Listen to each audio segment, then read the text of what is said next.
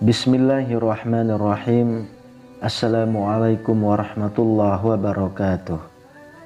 Syukur alhamdulillah kita bisa berjumpa lagi di channel ini.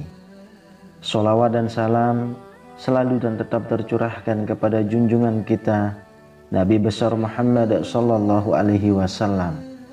Allahumma sholli ala sayyidina Muhammad wa ala ali sayyidina Muhammad. Harapan dan doa saya semoga saudaraku semuanya selalu diberikan kesehatan, dilapangkan rezekinya, diampuni dosa-dosanya, dan dipanjangkan umurnya. Amin ya rabbal alamin. Sahabat beriman yang dirahmati Allah, harapan terhadap sesuatu yang diinginkan pasti terbenak di hati setiap insan manusia terhadap Sang Maha Pemberi, Allah Subhanahu wa Ta'ala. Melalui ucapan doa, segala bentuk harapan dan cita dipanjatkan agar segala keinginan tersebut Allah kabulkan. Allah sangat senang jika hambanya selalu memohon melalui ucapan doanya.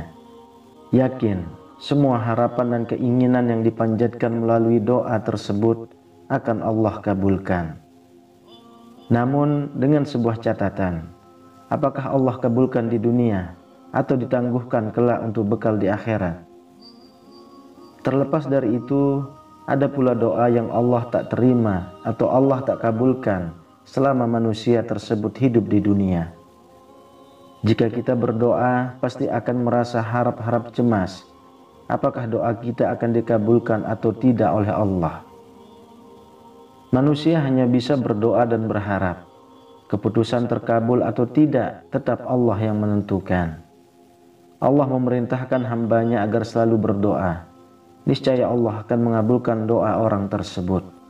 Untuk ketentuan langsung atau ditangguhkan, itu Allah yang tahu.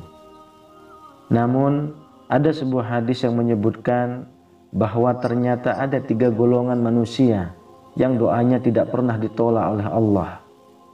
Ketika ketiga golongan ini memanjatkan sesuatu doa dengan penuh harapan dan keikhlasan, Allah pasti akan selalu mengabulkannya. Lalu siapa golongan orang yang tidak ditolak doanya oleh Allah Subhanahu wa Ta'ala?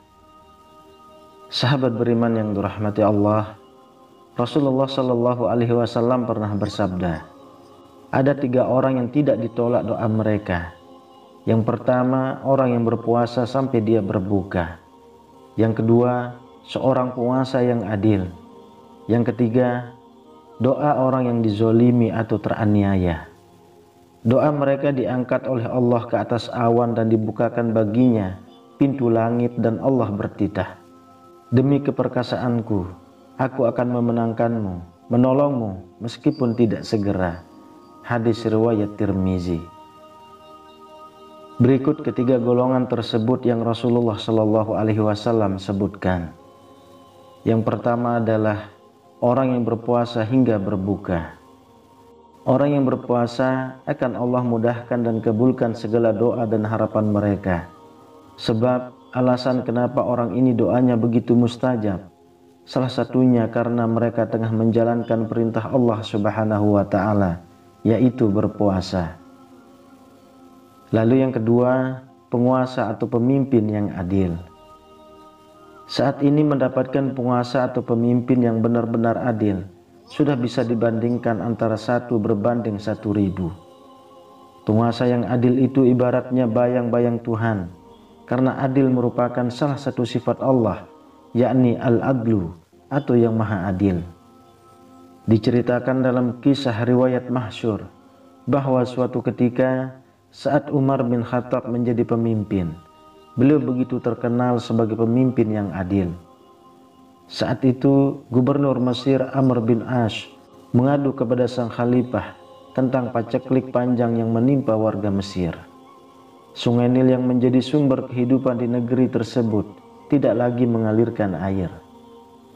Amirul Mukminin kemudian memanggil Amr bin As untuk datang ke Madinah.